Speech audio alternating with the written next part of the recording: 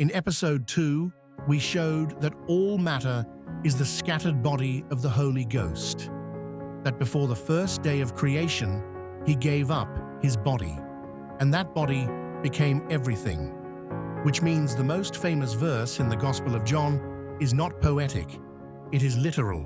He was in the world, and the world was made by him, and the world knew him not.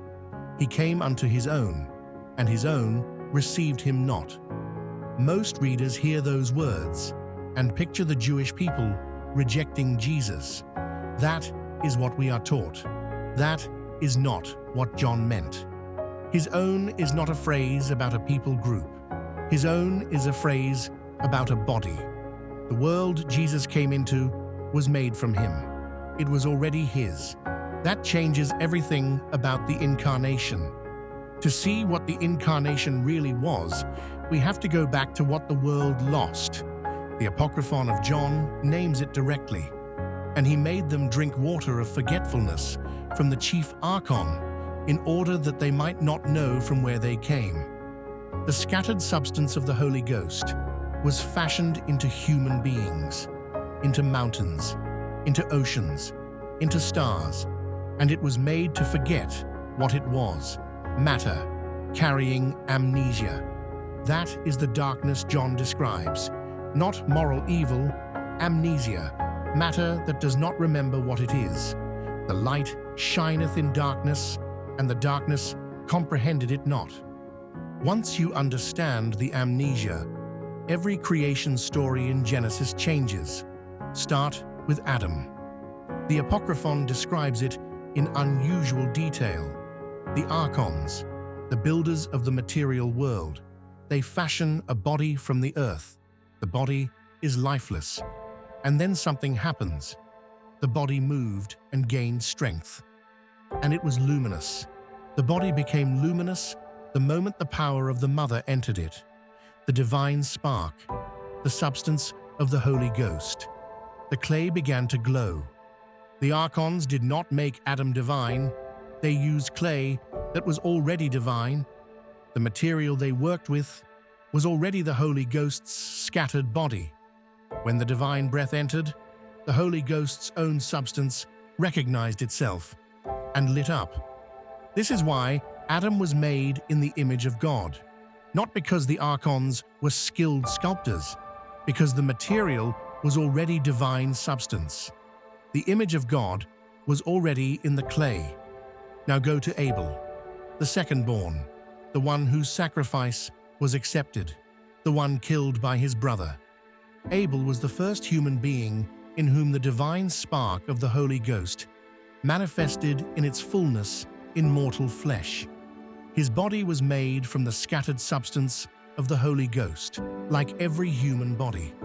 But in Abel, the light was not dim. The light was whole. And when Abel was killed, when his blood returned to the ground, that blood returned to the earth, which is already the Holy Ghost's own body. Abel's blood cried from the ground, not because the ground is merely dirt, because the ground is the Holy Ghost's own body, and it recognized the blood of the vessel through which the divine spark had first moved in mortal form. The ground speaks, and for 2,000 years of Sunday school, that line has been treated as poetry. It is not poetry, it is cosmology. The Holy Ghost's first mortal body poured out into the Holy Ghost's cosmic body. Matter for the first time, recognizing its own. Now move forward, through the ages, to the Jordan River. 1st century. A man from Galilee walks into the water, and something descends upon him that the Gospels all name the same way, the Holy Ghost, in bodily form. He descended in bodily form, into the water, into the flesh of a man whose flesh was already his, bodily, not symbolically, not metaphorically, a body. The Holy Ghost took up residence in the mortal body of Jesus of Nazareth, and the body he entered was made from what he was. Every cell of the body Jesus walked in was the scattered body of the one descending into it. The Holy Ghost was not arriving somewhere foreign. He was returning to his own substance. Here is the part of John 1 that almost nobody reads correctly. And the Word was made flesh and dwelt among us, and we beheld his glory, the glory as of the only begotten of the Father, full of grace and truth. Two things happen in that sentence at the same time. First, the Holy Ghost enters a human body, but that body is made from the Holy Ghost's own scattered substance. The Word becoming flesh is the divine, gathering himself. Second, we beheld his glory. When the Holy Ghost fully inhabits matter made from his own body, glory becomes visible. The veil of forgetfulness is lifted in that vessel. The scattered substance recognizes its source. The dimness becomes radiance. This is what every account of Jesus' glory is describing, not a supernatural lighting effect. Matter waking up. This is what he came unto his own meant, not a foreign visitor entering alien territory.